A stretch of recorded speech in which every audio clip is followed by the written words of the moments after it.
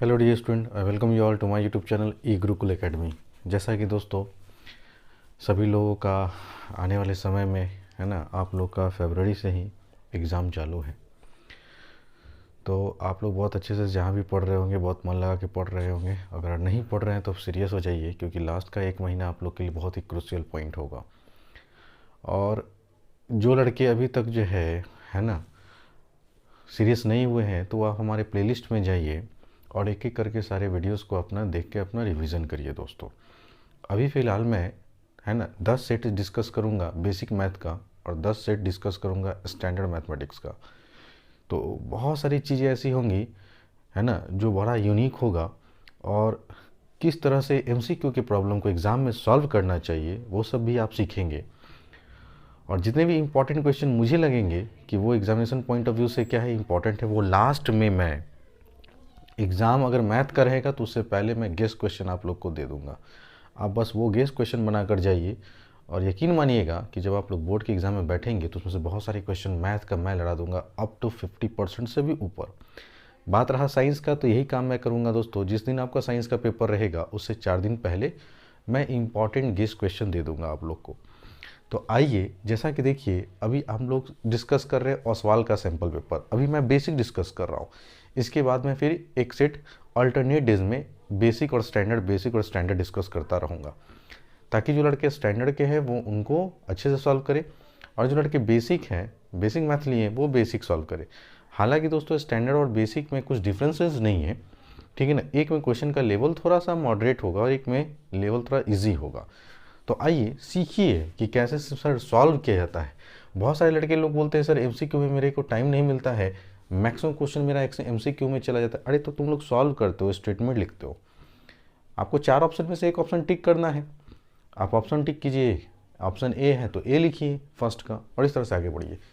तो आइए समय नहीं गंवाते हैं दोस्तों, और बहुत तेज़ी के साथ हम लोग सैम्पल पेपर स्टार्ट करते हैं। सेक्शन ए 1 मार्क का ईच है दोस्तों।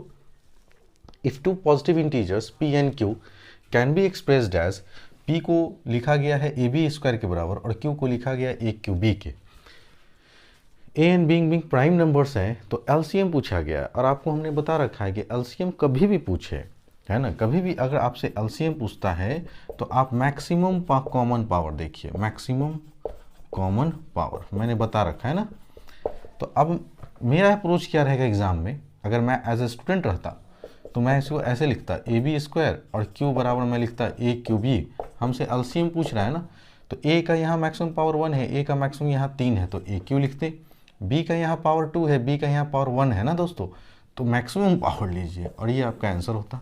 आप टिक मारिए A Q B square, option number C, आगे बढ़िए। What is the greatest possible, जब भी ग्रेटेस्ट पॉसिबल पूछता है तो इसका मतलब एस सी एफ है दोस्तों। Speed at which a man can walk 52 kilometre and 91 kilometre in exact number of hours में, तो इसका मतलब आपको एस निकालना है। तो आप फटाफट 52 लिखिए और इसको लेके चलिए 13 से 4 बार में, फिर 2 बार में। ये मायने नहीं रखता है दोस्तों कि आप 2 से लीजिए 3 से लीजिए, स्पीड में कैलकुलेट कीजिएगा, टेबल याद है तो 91। कितने लड़कों को मैं देखता हूँ कि 2 से 3 से ले जाता है, अरे क्यों भाई, है ना, आपको टेबल याद नहीं क्या, 13 7 91 होता है।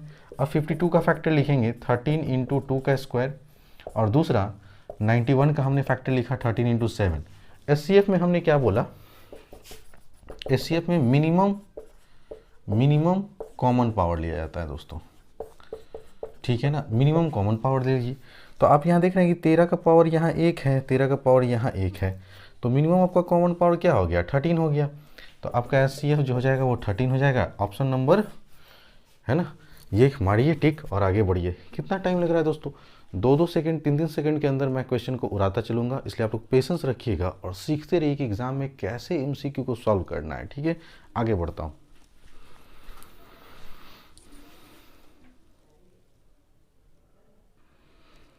आइए दोस्तों, जैसा कि आप लोग क्वेश्चन नंबर 3 देख रहे हैं, 3 में कहा जा रहा है if 1 zero of the quadric polynomial this is 2, एक जीरो मैंने अल्फा बराबर हमको 2 दिया हुआ है, देन द वैल्यू ऑफ के पूछा जा रहा है कि के का वैल्यू इनमें से क्या हो सकता है। एक बार बताइए, आप पढ़ रहे हैं क्या चीज़, क्वाड्रेटिक इक्वेशन, तो आपको सब कुछ नीचे बेचे सब आपको याद होना चाहिए क्या होता है कहने तक। कभी भी अगर इस तरह क्वेश्चन आता है कि एक जीरो जो है 2 है, तो इस के का वैल्यू निकालिए, तो आप कैसे निकालेंगे दोस्तों, है ना। सबसे बड़ी बात यहाँ पे ये आती है, तो हम लोग सबसे पहले अल्फ़ा बराबर हमें मालूम है ना, अल्फ़ा बराबर, तो हम यहाँ लेट कर देते हैं कि अल्फ़ा मेरा 2 है। तो आप बताइए कि सम ऑफ रूट्स अगर लिखते हैं तो आप क्या लिखते हैं, -b/a लिखते हो कि नहीं लिखते हो। अल्फ़ा मेरा ऑलरेडी 2 है, बीटा हमको नहीं मालूम है, यहाँ x का कोफिशिएंट हो जाएगा 3 और यहाँ 1, नहीं समझे। जैसे देखो अल्फ़ा की जगह 2 लिखो, बीटा हमको निकालना है, माइनस लिखें, x का कोफिशिएंट 3 है और a कितना है 1, ठीक है। तो यहाँ से अगर बीटा का वैल्यू आप देखेंगे दोस्तों तो -3 -2 जो कि हो गया -5। आप ऑप्शन देखिए, टिक मारिए, आगे बढ़िए। कह रहा है graphically the pair of equation given by 6x - 3y + 10 बराबर 0, 2x - y + 9 बराबर 0 represents two line which are intersecting at exactly 1 point, या फिर पैरेलल, या फिर कोइंसिडेंट, या फिर इंटरसेक्टिंग एट एग्जैक्टली 2 पॉइंट। तो सबसे पहले ऐसा क्वेश्चन कभी भी आए ना, आप इनका रेशियो लेके चेक करो। क्या जानते हो, a1/a2 है ना, बराबर होता है क्या जी b1/b2, बराबर होता है कि जी c1/c2। सबको आप लेके देखो, सबको इक्वल लेके देखो। ये कटा कितना है दोस्तों 3, ये माइनस माइनस कटा 3, लेकिन ये कभी नहीं कटेगा। इसका मतलब सर यहाँ a1/a2 बराबर है b1/b2 के, लेकिन नहीं बराबर है किसके, c1/c2 को। तो जब भी ऐसा क्वेश्चन आता है तो ये तो नो सॉल्यूशन का केस है, और नो सॉल्यूशन का अगर केस होता है तो आपको मैंने कई बार बता चुका है कि नो सॉल्यूशन को हम लोग इनकंसिस्टेंट के भी नाम से जानते हैं, ठीक है। अगर यूनिक सॉल्यूशन रहता तो एक ग्राफ एग्जैक्टली एक पॉइंट पे कटता। अगर इन्फिनाइट सॉल्यूशन रहता, अगर इन्फिनाइट चाहे नो सॉल्यूशन रहता तो ग्राफ एक दूसरे के पैरेलल होता, और अगर इन्फिनाइट सॉल्यूशन रहता या कंसिस्टेंट रहता तो हम कहते हैं कि एक लाइन के ऊपर एक लाइन कॉन्साइड कर जाता। चूंकि ये कंडीशन फुलफिल हो रहा है नो सॉल्यूशन का, आप आंसर क्या मारेंगे, पैरेलल लाइन होगा, ठीक है ना दोस्तों। देख रहे हैं कितना मज़ा से आप लोग को मैं सिखा रहा हूँ। अगर वीडियोस पसंद आए दोस्तों तो लाइक ज़रूर करो। अगर जब तक तुम लोग लाइक नहीं करोगे ना तो हमारे जैसे खूंखार टीचर यूट्यूब पे बहुत कम आते हैं, लेकिन जब आते तो तहलका मचा देंगे हम लोग, ठीक है ना।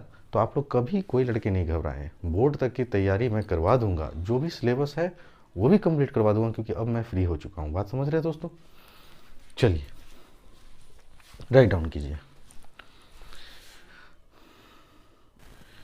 आइए दोस्तों क्वेश्चन नंबर 5 पे ध्यान दीजिएगा।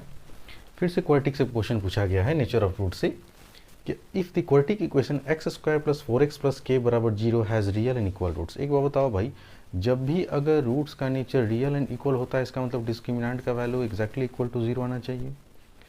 और इस केस में ईच रूट का जो वैल्यू होता है दोस्तों वो होता है -b/2a।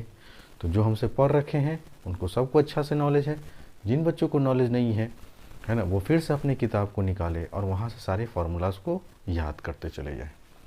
अब ये क्वेश्चन आया तो इसका अप्रोच क्या होना चाहिए था, कुछ नहीं सर, जैसे ही बोला रियल एंड इक्वल रूट्स ना तो d बराबर 0 करो, और डिस्क्रिमिनेंट क्या होता है दोस्तों b² - 4ac, b² - 4ac बराबर 0। b है कितना, x का कोफिशिएंट साइन के साथ, हमेशा साइन के साथ, a का कोफिशिएंट कुछ नहीं तो 1 है सर, c का कोफिशिएंट कितना है दोस्तों k। अब इसको सॉल्व करो, 4 का स्क्वायर 16 माइनस का 4k बराबर 0, इस -4 को उधर ले जाओगे तो +4k बराबर 16, यहाँ से k का वैल्यू क्या आ गया दोस्तों 4 है ना, और k बराबर 4 is the right answer. Next आइए, कहा जा रहा है कि सर पेरीमीटर निकालिए ट्रायंगल का जिसका वर्टिसेस इतना इतना है। तो तुरंत क्या करो आप, है ना, वर्टिसेस ड्रॉ करो a b और c। कितना कितना है दोस्तों 0,4, ये 0,0, और c का कोऑर्डिनेट कितना है 3,0। पेरीमीटर निकालना, इसका मतलब सब साइड का डिस्टेंस फार्मूला से लेंथ निकालते चलो। तो ए बी बराबर सर 0 - 0, अगला माइनस पिछला करो, 0 - 0 का होल स्क्वायर, फिर 0 - 4 का होल स्क्वायर, ये तो होता है डिस्टेंस फार्मूला। ये तो 0 हो गया दोस्तों, 4 का स्क्वायर कितना 16, 16 का यहाँ से क्या निकल जाएगा 4 यूनिट। अब बी सी निकालो इसी तरह से, अगला माइनस पिछला करो और उसका होल स्क्वायर करो, ठीक है। फिर 0 - 0 का होल स्क्वायर करो, तो ये तो 0 ही हो गया दोस्तों, 3 का स्क्वायर 9, और 9 का कितना आ गया 3 यूनिट। अब एक बच गया आपका ए सी भी यही खत्म करो, अगला माइनस पिछला, 3 - 0 का होल स्क्वायर, ओके। फिर करेंगे सर 0 - 4 का होल स्क्वायर, तो 3 का स्क्वायर 9, 4 का स्क्वायर 16, 16 9 25, अब 25 का कितना निकल गया दोस्तों 5 यूनिट पूछ रहा था आपसे, पूछा क्या चीज़ पेरीमीटर बताइए। देखो सर 4 में 3 जोड़ा 7, और 7 में 5 जोड़ा तो 12, आंसर क्या आ गया दोस्तों 12, आंसर 12 यूनिट ये रहा आपका आंसर। तो MCQ जब बनाना है तो एग्ज़ाम में यही स्पीड रखना है। सेक्शन ए दोस्तों, सेक्शन ए में जो कमज़ोर बच्चे हैं वो 25 मिनट टाइम देंगे। इससे ज़्यादा अगर टाइम दे रहे हैं तो आपका क्वेश्चन छूटेगा। जो लड़के तेज हैं, है ना, वो 20 मिनट, या जो लड़के एवरेज हैं उनके लिए परफेक्ट टाइमिंग है सेक्शन ए। टाइमर लगाओ, आराम से जो है सेक्शन ए को टाइम दो 20 मिनट, स्टॉप वॉच लगा के छोड़ दो। जैसे ही टन टन बजा छोड़ दो भाई, है ना। जब तक स्पीड कैसे आएगा दोस्तों, रिवीजन, आप मल्टीपल टाइम्स रिवीजन कीजिए। हर बच्चे सेक्शन ए में जो कमज़ोर बच्चे वो 25 मिनट टाइम देंगे, टाइमर के साथ सेट को सॉल्व करेंगे। ऐसे जो लड़का सेट सॉल्व कर रहा है ना, देख देख के, वो जीवन में अच्छा नंबर नहीं ला सकता है, ठीक है ना। जो लड़के एग्जैक्टली टाइम लेकर अगर सॉल्व कर रहे हैं उनका पेपर बहुत बेहतर जाएगा, उनका स्पीड बन जाएगा, उनको एक्यूरेसी आएगी, वो टाइम मैनेजमेंट करना सीखेंगे। समझ रहे हैं दोस्तों। नहीं तो पता चलेगा कि आपका सेक्शन ई छूट गया, सर टाइम नहीं मिला, सर लेंदी क्वेश्चन था। कोई ऐसा कुछ नहीं होता है दोस्तों।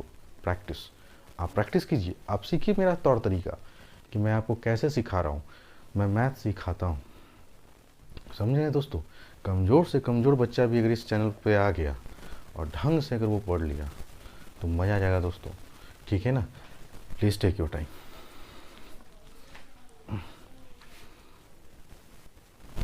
आइए स्टूडेंट, क्वेश्चन नंबर 7 देखिए। 7 में कहा जा रहा है कि if in a triangle A B C and D E F, A B upon D बराबर दिया हुआ B C upon F D के, then they will be similar when angle B बराबर एंगल ई होगा, या जब एंगल ए बराबर angle D होगा, या जब एंगल बी बराबर एंगल डी होगा, जब एंगल ए बराबर एफ के होगा। अब इस तरह का सिमिलर ट्रायंगल से एक क्वेश्चन तो रहेगा दोस्तों। बस आपको क्राइटेरिया पकड़ना है और तमाम काम तमाम। आप ट्रायंगल बनाओ, जैसे जैसे मैं सिखा रहा हूँ वैसे वैसे सीखो। कोई भी दिक्कत होता है तो आप हमसे क्वेश्चन पूछ सकते हैं कमेंट सेक्शन बॉक्स में दोस्तों। और मेरे वीडियोस को दोस्तों आप शेयर करें अपने दोस्तों के साथ। चैनल पे नए हैं तो चैनल को सब्सक्राइब कर लीजिए दोस्तों, ठीक है ना। क्योंकि फ्री में कोई नहीं पढ़ाता है दोस्तों, आपको ही मालूम है, लेकिन मैं पढ़ा रहा हूँ, अच्छा काम कर रहा हूँ। देखो ए बी सी और ट्रायंगल डी ई एफ, है ना, सिमिलर है और साइड प्रोपोर्शनल है, तो तुरंत दो ट्रायंगल बना लो। जैसे ये एक ट्रायंगल बना लिया हमने ए बी सी। एग्ज़ाम में यही अप्रोच लो, है ना। दुनिया भर का फाकी इधर उधर मत लिखो, है ना। पेन का स्पीड बनाए रखो। कहता है कि ए बी जो साइड है सर वो प्रोपोर्शनल है डी ई के, और बी सी जो साइड है वो प्रोपोर्शनल है एफ डी के। तो जाहिर सी बात है, दो साइड रहे तो बीच का एंगल लेना पड़ेगा। सर दो साइड है तो ये बीच का एंगल, इसका मतलब सर एंगल ए बराबर क्या होगा, एंगल डी के। ऑप्शन खोजो, एंगल ए बराबर एंगल डी। आगे बढ़िए, कहा जा रहा है in what ratio the line, in what ratio the y axis. अब वाई एक्सिस कह रहा है दोस्तों, तो हम बोले थे कि अगर कहीं कभी भी पूछेगा पॉइंट ऑन एक्स एक्सिस तो कोऑर्डिनेट मानोगे x, 0। Point on y axis तो कोऑर्डिनेट मानोगे 0, y। डिवाइड कर रहा है ना वाई एक्सिस से, तो हमारा जो कोऑर्डिनेट होगा वो क्या हम मानेंगे दोस्तों, तो ए का कोऑर्डिनेट हम मान लेते हैं 0, y, क्योंकि वाई कोऑर्डिनेट से वाई एक्सिस से डिवाइड हो रहा है, इसका मतलब वाई का वैल्यू कुछ ना कुछ होगा, लेकिन x ऑलवेज 0 होगा। Line segment joining the point, इतना इतना। मैं पूरे कोऑर्डिनेट ज्योमेट्री में यही सब बच्चे को सिखाता हूँ कि आप लोग फार्मूला के पीछे मत भागिए। There is no need of learning formulas, है ना, इन कोऑर्डिनेट चैप्टर। आप बस फिगर ड्रॉ करो जैसे मैं ड्रॉ करता हूँ, सवाल ख़त्म। अब आप बोलेंगे सर कैसे, आओ सीखो, सिखाता हूँ, ठीक है। मैं पहले स्टार्टिंग में बच्चे को एकदम बेसिक से पढ़ाता हूँ। आप अगर मेरे प्लेलिस्ट में जाएंगे ट्रिग्नोमेट्री के, आपको समझ में आएगा कि मैं जब पहला लेक्चर लेता हूँ बेसिक का तो कितना स्लो से टाइम देता हूँ हर बच्चों पे। लेकिन अब आप आखिरी स्टेज पे आ गए हैं, तो यहाँ पे अगर मैं स्लो, है ना, कछुआ की तरह चलूँगा तो फिर आपको भी कहेंगे सर मज़ा नहीं आ रहा है ना। तो धीरे धीरे लेवल मैं अप करता हूँ दोस्तों बच्चों का, ठीक है ना। अभी एक लड़का है ना, DPS का प्रतीक, ठीक है ना, उसको मैं 7th से पढ़ा रहा हूँ। जब मैं 7th में गया था ना, वो लड़का काफ़ी एवरेज था, ठीक है ना, लेकिन उनके फादर को मेरे पे ट्रस्ट था कि नहीं इसमें दम है। आज देखो DPS का टॉपर है दोस्तों, 9th का मैं बता रहा हूँ, ठीक है। फिटजी का ऑल ओवर इंडिया रैंक में उसका 5th पोजीशन है। आइए यहाँ पे कह रहा है सर कौन कौन पॉइंट है दोस्तों, तो हम इस पॉइंट को मान लेते हैं थोड़ी देर के लिए, है ना, ए ही मान लेते हैं, ठीक है ना। ये रहा लाइन, ये बी हो गया, ये सी हो गया। बी का कोऑर्डिनेट हमने मान लिया सर 5, -6, सी का कोऑर्डिनेट मान लो -1 -4, ठीक है ना। ये मान लो कि पॉइंट है जो किसका कोऑर्डिनेट क्या है, 0, y कह रहा है किस रेशियो में डिवाइड करेगा। तो मान लेते हैं k:1। कभी भी रेशियो पूछता है तो हमेशा बोलते हैं k:1 के बारे में मानो। तुम्हें किसका कोऑर्डिनेट निकालना था दोस्तों, इनवर्ट रेशियो निकालना है। तो ठीक है, लगाओ सेक्शन फार्मूला, ठीक है ना, कि यहाँ x कोऑर्डिनेट कितना है 0, तो हम कहेंगे सर k का गुना -1 में -k, फिर 1 का गुना 5 में तो 5 और अपॉन में k+1, इधर से मल्टीप्लाई हो गया 0 हो गया तो माइनस का k प्लस का 5, तो यहाँ से फाइनली k का वैल्यू आ गया 5/1। तो रिक्वायर्ड रेशियो क्या आ गया दोस्तों 5:1। आगे बनाने की ज़रूरत ही नहीं है, हमें तो k का रेशियो चाहिए था। कितना टाइम लगा, लेकिन लड़के क्या करेंगे सर, बाई यूजिंग, है ना, सेक्शन फार्मूला। अरे यार ये 1 नंबर का सवाल है। फिर लिखेगा लोग x बराबर mx2 प्लस nx1 बटा में m+n। ज़िंदगी इसी में बीत जाएगा। बात समझ रहे हैं दोस्तों, बढ़िए तेज बनिए। अगर जब तक आप दूसरे बच्चों से अलग नहीं होइएगा तो बड़ा मुश्किल है आज की डेट में यार। कोई पढ़ाने वाला मार्केट में दमदार टीचर नहीं है, मैं खुल के बोल रहा हूँ आपको, ना स्कूल में ना ऑफलाइन में, ठीक है। सब बस टाइम पास करेगा आपके साथ। आइए पढ़िए बहुत जल्द दोस्तों, है ना।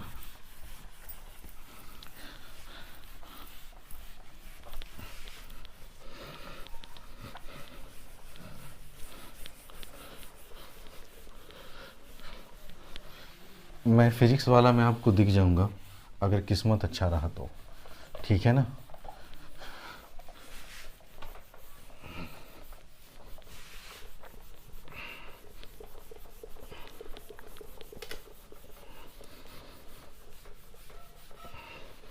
ठंड में है ना दोस्तों, ये चिपक जाता है यार, मिटता भी नहीं जल्दी।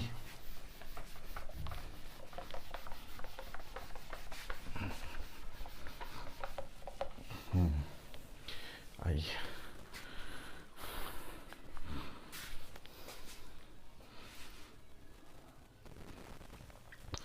एक सर्किल का बड़ा खूबसूरत क्वेश्चन, जो हर साल दोस्तों ये क्वेश्चन रिपीट करता है, इसलिए इस क्वेश्चन पे आप लोग डबल स्टार कर लीजिएगा, ठीक है ना। क्वेश्चन कहा जा रहा है कि अगर PA और PB दो टेंजेंट है किसी सर्किल पे, जिस सर्किल का सेंटर O है, इस तरह से है कि एंगल APB 50 डिग्री है, तो आपसे कहा OAB ये एंगल निकालने के लिए, ध्यान देना दोस्तों, x निकालना है आपको। तो सबसे पहले बात आती है सर कि x निकालेंगे कैसे, है। अब देखो ये MCQ है, अगर MCQ है तो MCQ की तरफ बढ़ाओ, उतना लिखो मत यार। लिटरेचर पढ़ रहे हो क्या, सोशल साइंस पढ़ रहे हो क्या, इतना लिखोगे MCQ में कि वी नो दैट फलाना ढेकाना थ्योरम फलाना। अरे नहीं यार, कॉन्सेप्ट ये है ना, कॉन्सेप्ट क्लियर है, आगे बढ़ो। क्या कॉन्सेप्ट क्लियर है सर, कि अगर किसी एक्सटर्नल पॉइंट से टेंजेंट ड्रॉ होता है तो उनका लेंथ आपस में इक्वल होता है। अगर ये लेंथ इक्वल है तो ये एंगल और ये एंगल आपस में इक्वल होगा, जिसको हम y कह रहे हैं दोस्तों। अगर ये y है तो ये भी y होगा ना। अब आप जानते हैं, क्या जानते हैं सर, ट्रायंगल के तीनों एंगल का जोड़ 180 होता है। फटाफट पुट करो, ये 50 है ना, ये एंगल y था, है ना, ये 50 है। अभी भी देखो मैं लिख रहा हूँ बच्चों को समझाने के लिए, ठीक है ना। अगर अपना सही तेवर पे आ जाऊँ तो मैं ये सब नहीं लिखूंगा, बेकार का टाइम है ये। तुम ही सोचो ना, y कितना y हो गया 2y, 180 में से 50 गया तो 130, 130 का आधा कितना होता है दोस्तों 75 डिग्री, ठीक है ना। ये एंगल कितना डिग्री होता है, सेंटर से किसी टेंजेंट पे 90 डिग्री, टोटल एंगल 90 डिग्री का है, यहाँ तक 75 डिग्री का है। तो ये x जो बचा, क्या ये 25 डिग्री का नहीं होगा, 15 डिग्री का, 25 डिग्री का। देख लो 5 5 10, नहीं कुछ तो गड़बड़ हो रहा है ना दोस्तों। कैसे 2y बराबर कितना के हुआ 150, 180 में से 50 गया तो 130, हाँ ये 65 डिग्री का, कितना डिग्री का 65। और आप 65 और 25 जोड़ कर देखो 90 डिग्री मिल रहा है ना। 5 5 10 6 2 8 1 9, खत्म सवाल। x कितना डिग्री का हुआ 25 डिग्री का। कितना टाइम लगा। आप लोग कहते हैं सर बहुत भारी क्वेश्चन आया था, बहुत टाइम टेकिंग था। पढ़ने वाले के लिए, बच्चा के लिए तो भाई हम नहीं समझते हैं कि कोई प्रॉब्लम होगा। नहीं पढ़ने वाले के लिए बहुत दिक्कत है। अगर आप प्रैक्टिस नहीं किया, अभी भी समय है दोस्तों, प्रैक्टिस करो, खूब प्रैक्टिस करो, है ना। इधर उधर दुनियादारी अब छोड़ो, प्रैक्टिस करो, ठीक है। तो ये एक सर्किल का बहुत अच्छा क्वेश्चन था जो मैंने आपको बताया। So please take your time. आइए दोस्तों, क्वेश्चन नंबर 10 को देखो। महारद्दी सवाल, महा बकवास सवाल, महा घटिया सवाल, महा से महा इजी सवाल, ठीक है ना। फिर भी बहुत लड़के से ये सब क्वेश्चन नहीं बनता है। ताज्जुब होता है हमको कि स्कूल के टीचर क्या पढ़ाते हैं, है ना, और क्या नहीं पढ़ाते हैं। तो साइन ए बराबर कितना दिया दोस्तों, 1/2। आप कितनी बार मैंने आपको पढ़ाया कि साइन थीटा क्या होता है दोस्तों, परपेंडिकुलर अपॉन हाइपोटेनस। अरे क्या नहीं मालूम, बेस नहीं मालूम, निकाल लो दोस्त। तो हम कहेंगे सर हाइपोटेनस का स्क्वायर कितना होता है, 2 का स्क्वायर 4, अब परपेंडिकुलर का स्क्वायर 1 का स्क्वायर 1, 4 में से गया कितना आया 2, √3 आ गया दोस्तों। आपसे पूछा सेक है, सेक क्या होता है दोस्तों, h/b। हाइपोटेनस देखो ध्यान से कि 2 यूनिट है, अब बेस कितना यूनिट है, √3 है। तो आपका हो गया आंसर सेक 2/√3, पहला ऑप्शन। उम्मीद करता हूँ सारे बच्चों को बहुत अच्छे समझ में आ गया होगा। ये था दोस्तों बेसिक का पार्ट 1, जिसमें मैंने 10 MCQ पहले सेट का डिस्कस किया। कल मैं स्टैंडर्ड मैथमेटिक्स का 10 सेट डिस्कस करूँगा। फिर अगले दिन हर अल्टरनेट में एक बेसिक का आएगा, एक स्टैंडर्ड का आएगा, और साथ साथ में जो भी बच्चे का डिमांड था sir carbon compounds, metals and non metals, ठीक है ना, ये करवा दीजिए, ठीक है ना। और फिजिक्स में जो है इलेक्ट्रिसिटी करवा दीजिए जो पेंडिंग पड़ा हुआ है, magnetic effect of electric current ये भी पढ़ा दीजिए। उन सब के भी बारे में मैं सोच रहा हूँ दोस्तों। बस इस वीक तक आप हमको टाइम दीजिए। संडे तक मैं बिज़ी हूँ, संडे के बाद मैं फ्री हो जाऊँगा और धड़ल्ले से एक वीडियो अपलोड होगा, अगला का नोटिफिकेशन आ जाएगा आपके मोबाइल पे, अगर आपने बेल आइकन दबा रखा है तो। उम्मीद करता हूँ सारे बच्चों को बहुत अच्छे से समझ में आया होगा। बार बार वीडियो को देखो दोस्तों, बहुत कुछ सीखोगे। अभी DPS का मैंने प्री बोर्ड पार्ट 1 करवाया है, सेकेंड टर्म 2 में जो प्री बोर्ड में आया था वो भी करवाना बाकी है, ज्ञान निकेतन का भी बाकी है, संत माइकल का बाकी है। सारे स्कूल का मैं धजिया उड़ा दूंगा। आप आइए ना, पढ़िए ना मेरे साथ, पढ़ने वाले हैं तो। Thanks for watching.